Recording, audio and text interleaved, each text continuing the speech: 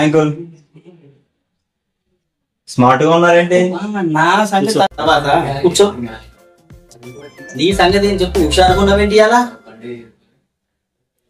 నాకు మా ఇంట్లో పెళ్లి చేయాలని నిర్ణయించుకున్నారు అంకుల్. అయితే వివాహ జీవితం ఎలా ఉంటుందో తెలుసుకుందామని వచ్చాను.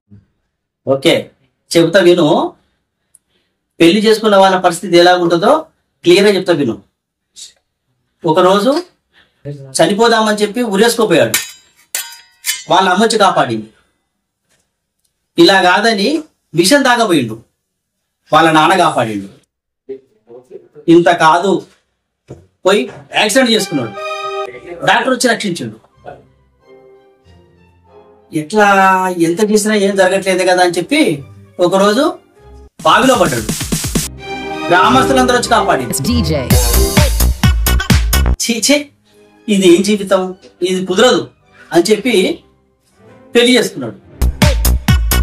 అప్పటి నుంచి ఎవరు కాపాడలేకపోయాడు.